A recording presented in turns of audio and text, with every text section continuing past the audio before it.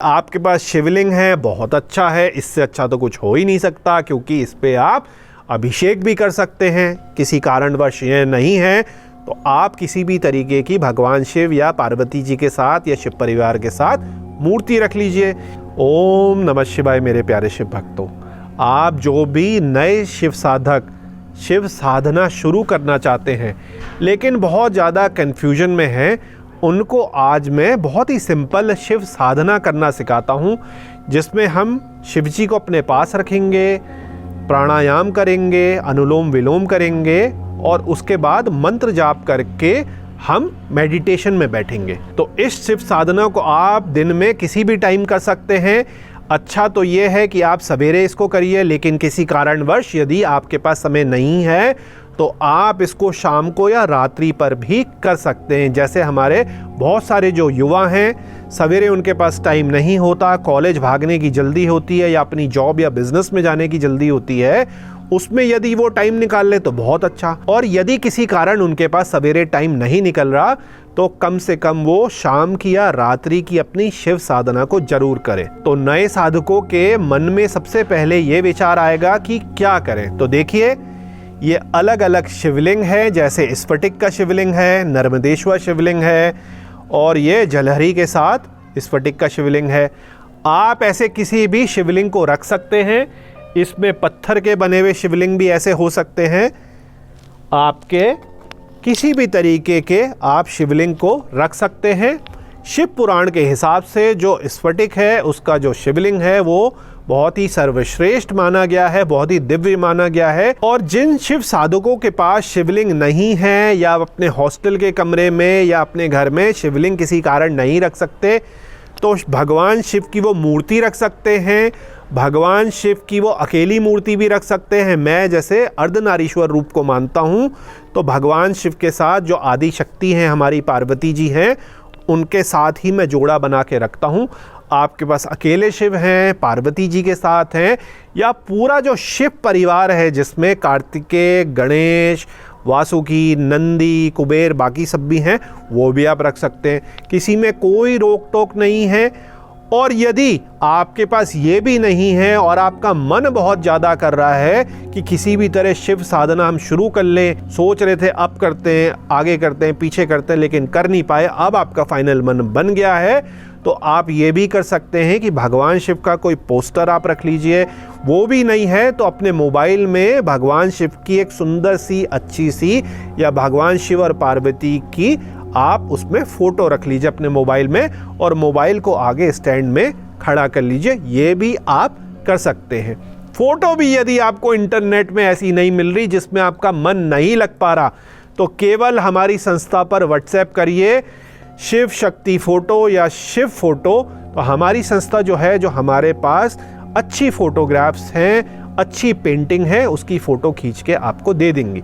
तो देखिए, सबसे पहले आपको क्या करना है, जो भी भगवान शिव का रूप आपके पास हो, चाहे वो शिवलिंग हो या मूर्ति हो या पोस्टर हो, मोबाइल में फ़ोटो हो, उसको आप पूरी श्रद्धा देने के लिए एक फूल रख दीजिए, उनको एक तरीके का आसन दे दीजिए और मन में कल्पना करिए कि हे भगवान शिव, हे आदि शक्ति, आपको मैंने आसन दे दिया है, कृपया आप आसन को ग्रहण करिए। इस आसन में जो आप ब्रह्मांड में आपकी शक्ति है, इस आसन में विराजमान हो जाए।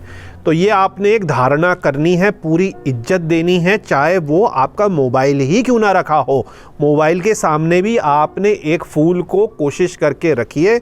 किसी विशेष परिस्थिति में आपके पास मान लीजिए फूल नहीं है, क्योंकि आप अलग अलग महानगरों में रहते हैं, वहाँ फूल नहीं हो पाते कई बारी, तो आप यहाँ पर जो बिना टूटे चावल के दाने हैं, जिन्हें हम अक्षत कहते हैं, उसकी छोटी सी ढेरी भी रख सकते हैं। तो मेरे प्यारे शिव भक्तों, इसके बाद हमने ऐसे घी का दीपक जला लेना है। जो अग्नि देव हैं, यही आपके साक्षी हैं।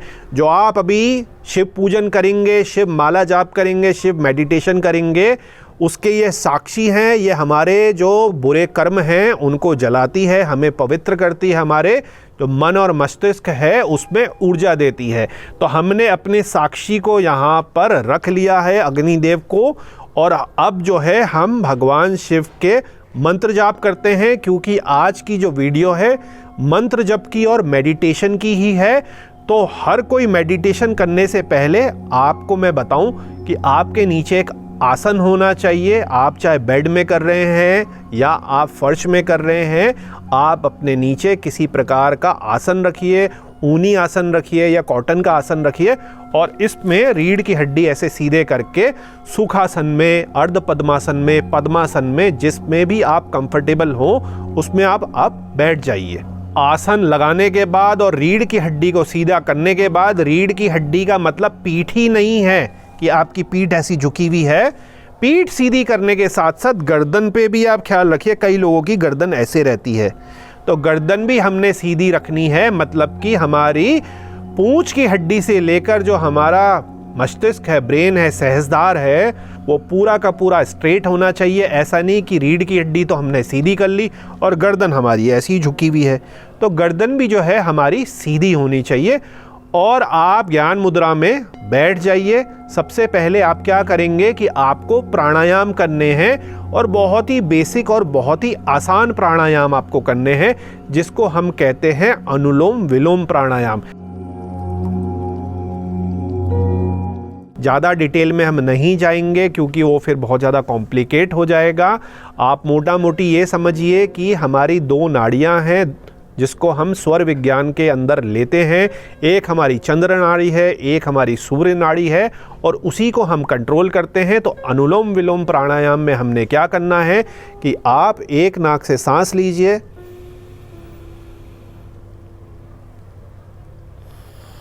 और दूसरी से हमने इसको छोड़ दिया, फिर उसी से हमने वापस सांस खींची,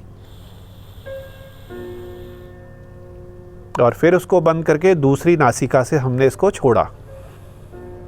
तो यही जो प्रक्रिया है आपने 20 से 21 बारी करनी है। आगे चल के इसके जो रेचक, पूरक, कुंभक हैं वो भी लगा सकते हैं, अभी हम उसकी चर्चा नहीं करेंगे। केवल हमेशा अपनी साधक डायरी में जरूर ये देख लिया करिए कि जब आप आसन में बैठते हैं, मंत्र जप करते हैं या प्राणायाम करते हैं, तो हमेशा वो ये जरूर देख लें कि उनकी कौन सी नासिका चल रही है। ऐसे करके आप उंगली लगाइए और देखिए कि कौन सी सांस आपकी ज़्यादा चल रही है। क्या आपकी ये नाक खुली है, ये नाक खुली है? स्वर विज्ञान के हिसाब से हम फोर्सफुली अपनी नासिकाओं को कंट्रोल कर सकते हैं। और आप देखेंगे जब आप डीप मेडिटेशन में जाते हैं और अच्छा प्राणायाम करते हैं, तो आपकी दोनों नाकें जो हैं वो बहुत रेगुलरली, काफ़ी फ्रीक्वेंटली जो हैं बराबर बराबर चलती हैं। और यही सारा खेल है। वरना होता यह है कि घड़ी दो घड़ी में एक नाक चलती है, फिर दूसरी चलती है, फिर ये ऑल्टरनेटिंग इस तरीके से चलता रहता है। लेकिन स्वर विज्ञान को, हठयोग को हम यूज़ करके जिस नाड़ी को हम चलाना चाहें उस नाड़ी को हम चला सकते हैं। तो प्राणायाम करके, और जो प्राणायाम में भी कंफ्यूज हो रहे हैं उनको मैं एक और चीज़ बताता हूं कि कुछ मत करिए। आपका जो हार्ट है, आपका हार्ट आप खोलिए, लंग्स आप खोलिए, आप थोड़े अपने शरीर को फैलाइए, और घड़ी में आप ये नोट करके देखिए, केवल 3 दिन के अंदर जो आपकी सांस केवल 20 सेकंड ही रुकती है, वो 1.5 से 2 मिनट की आपकी कैपेसिटी हो जाएगी। तो आपने क्या करना है, डीप इनहेलिंग करनी है कि आपने आराम से, बहुत ज़्यादा जोर लगा के नहीं, आपने सांस को अंदर लेना है और फिर थोड़ी देर उसको रोकना है जितना आप सहन कर सके। तो हम करते हैं, चलिए। सांस हमने भर ली है, अभी हमने छोड़ी नहीं है। इस पे आप चाहे तो आंख बंद करके रुक जाइए यहां, और जितनी देर आप उसको आराम से होल्ड कर सके उसके बाद आप छोड़ दीजिए। चाहे नाक से छोड़िए, मुंह से छोड़िए, आप पूरे खाली हो जाइए। शिव साधक को पूरा छाती और पेट खाली कर देना है, और फिर आराम से आपने डीप सांस लेनी है।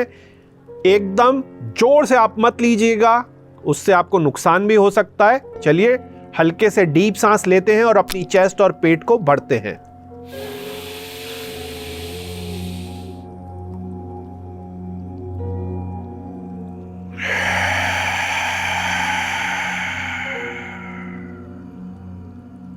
पूरा खाली कर दीजिए। बची रहती है सांस, छाती और पेट को और दबाइए और बिल्कुल खाली कर दीजिए,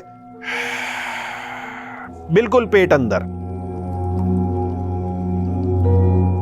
अब इसके बाद आपने क्या करना है, आप अपनी एक जपमाला ले लीजिए। जपमाला में बहुत वीडियो बना चुका हूं, अलग अलग प्रकार की जपमालाएं हैं। अच्छी 108 दानों की आप माला ले लीजिए, जैसे ये प्रीमियम इंडोनेशियन माला है। इसमें आप 3 तरीके की चीज़ें कर सकते हैं। आप केवल नाम जप कर सकते हैं, जो कि बहुत ही ज़्यादा इजी है, उसमें किसी भी कर्मकांड की जरूरत नहीं है। कि जो भी आपको भगवान शिव का नाम पसंद है, जैसे मान लीजिए शिव शिव शिव शिव, ऐसे करके आप मन को चलाते रहिए और बोलते रहिए। वो भी आप जोर से ना बोलें तो ज़्यादा अच्छा है। शुरुआत में आप मानसिक जप में आपका माइंड इधर उधर चले जाएगा, तो मैं आपको कहूँगा कि आप जो है केवल इतना बोलें जो आपके होंठों तक ही सीमित हो, दूसरे को भी साफ साफ सुनाई ना दे। आपने ऐसा नहीं बोलना है ओम नमः शिवाय शिव शिव शिव, ऐसे करके आप अपनी ऊर्जा भी गंवाएंगे और वो सही भी नहीं माना जाता है। आपको केवल अपने होंठों को बुदबुदा के बोलना है, साफ बोलना है, जो कि आपके कानों तक ही जाए। तो नाम जप में आपने क्या करना है कि भोलेनाथ भोलेनाथ भोलेनाथ, इससे भी हल्के आप बोलेंगे, आपको सुनाने के लिए ये मैं कर रहा हूँ, या अघोराय अघोराय महाकाल महाकाल। बस एक आपने नाम ले लेना है, बार बार ही रोटेट नहीं करने आपने नाम। आपने एक नाम जिसमें आपका मन बैठ जाए। जो हमारी शिव पुराण में 1000 नाम है, सहस्त्र नाम है, उनमें से कोई नाम ले लीजिए, वो आप कोई भी पकड़ लीजिए। आप शिव शंकर भी कर सकते हैं जोड़ा बना के, शिव शक्ति भी आप कर सकते हैं। जिसमें भी आपका नाम जप में ध्यान लग जाए वो आप शुरू कर सकते हैं।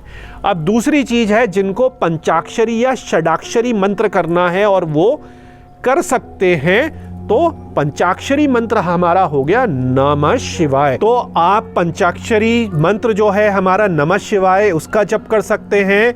अगर इसमें ओम लग जाएगा तो वो प्रणव के साथ षडाक्षरी मंत्र हो जाता है, वो बन जाएगा ओम नमः शिवाय।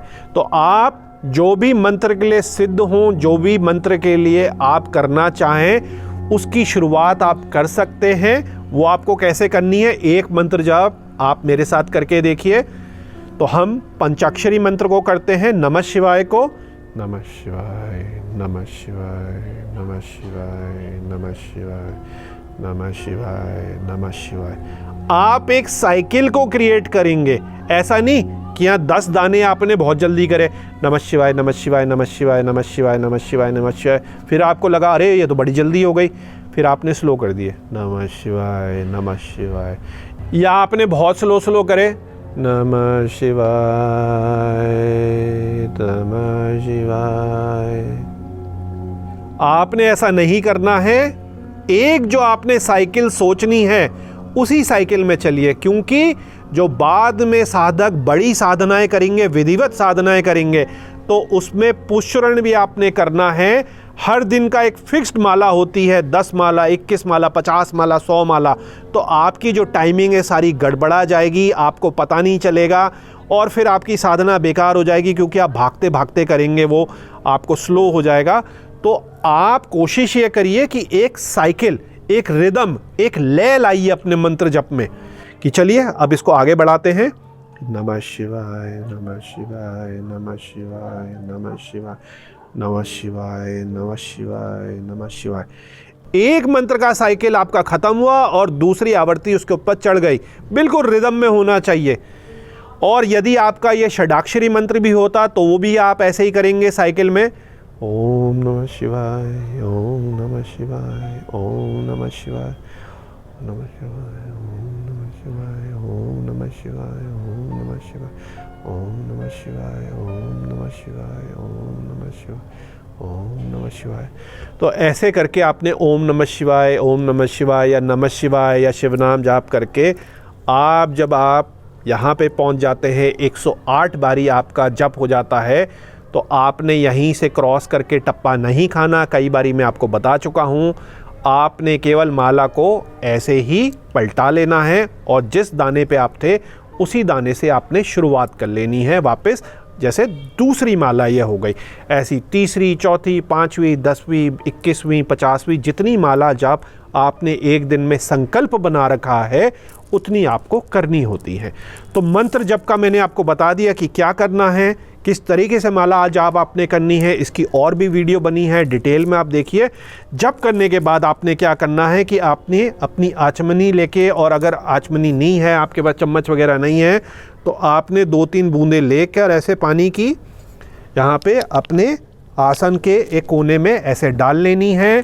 अब हम क्षमा प्रार्थना कर लेते हैं कि हे भगवान शिव, हे आदि शक्ति, अगर कोई भूल चूक हुई हो तो माफ़ करना, अपनी कृपा बनाए रखना।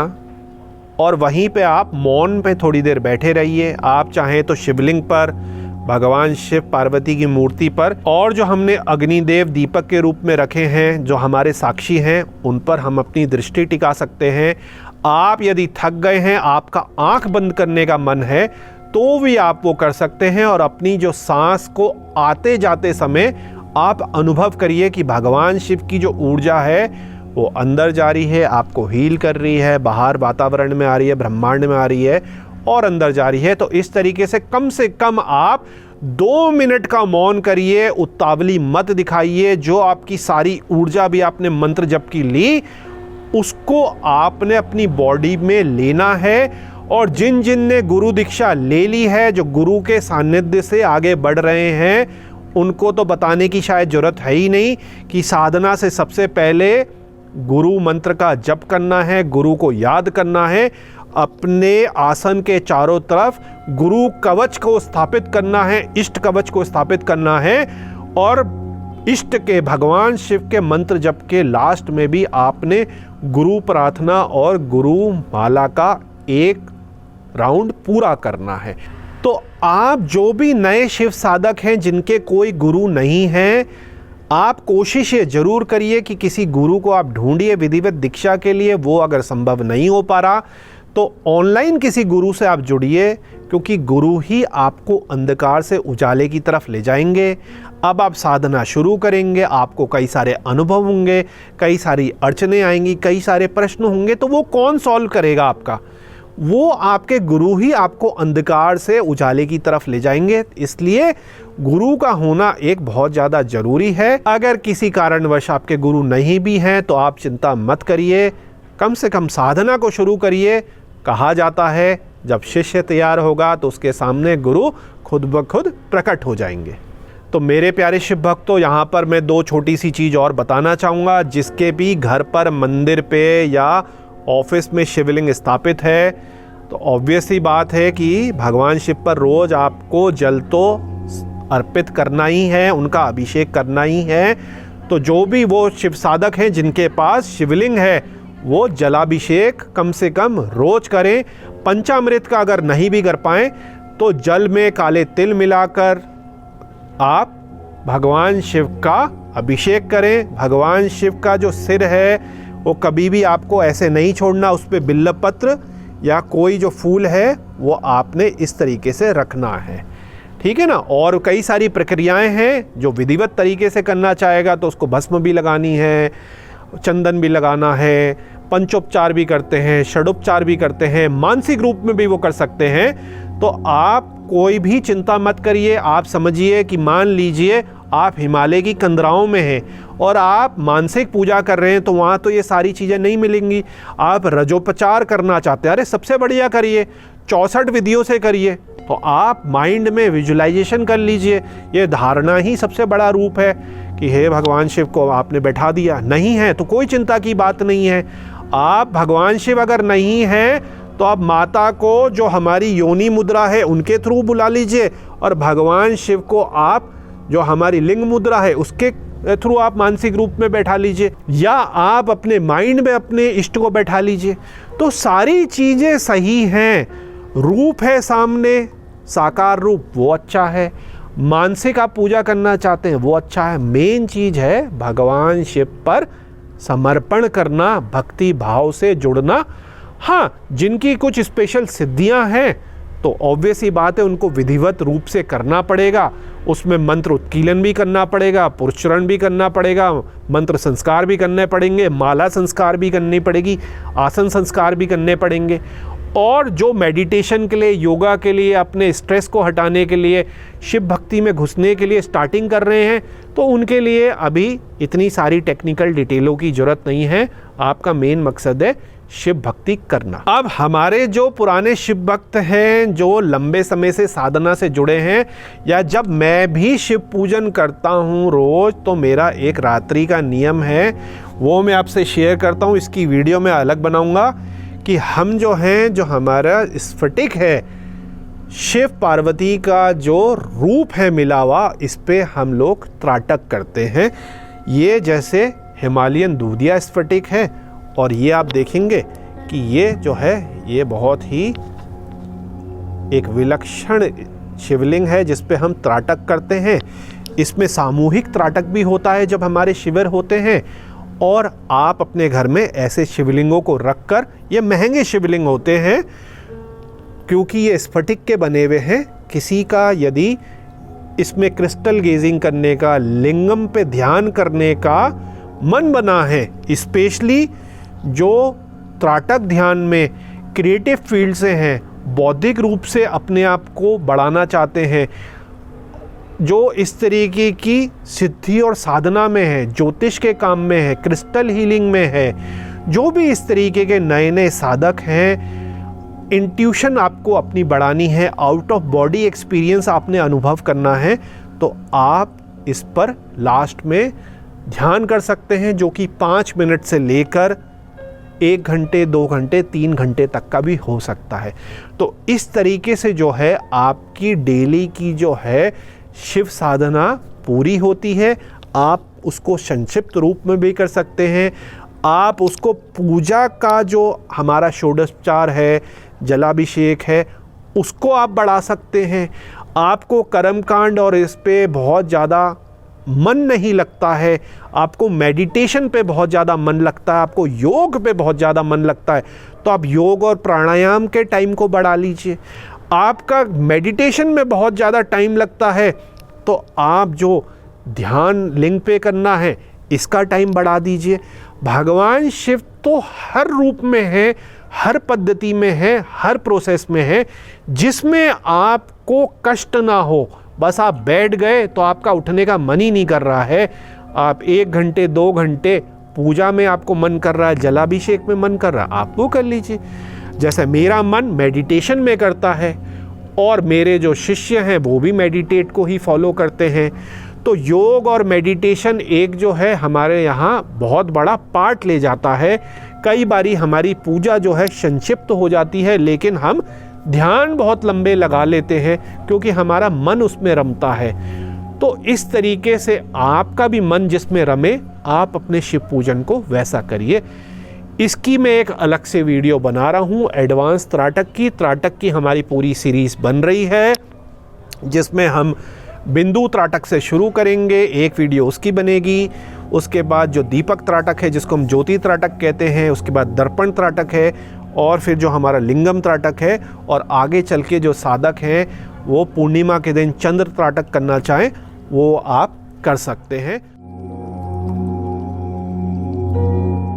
तो मेरे प्यारे शिव भक्तों, मंत्र जाप हमारा हो गया। बहुत ही अच्छी आपकी आज की साधना रही। यही साधना आपको रोज करनी है। रोज रोज साधना को हमने नहीं बदलना है। इंटरनेट में आप देखेंगे कि पहले दिन कुछ कराया, दूसरे दिन कुछ कराया, तीसरे दिन कुछ कराया। साधना ऐसे नहीं होती है। एक ही साधना को हमें परफेक्ट करना होता है। हिंट मैंने आपको दे दी है। आपका मन जो है भटकेगा नहीं नई नई चीज़ों में। एक ही चीज़ में आप टिके रहेंगे, तभी उसकी आपको सिद्धि होगी। अब 5 मिनट हम एकदम शांत रहेंगे और इस लिंगम पर हम ध्यान करेंगे।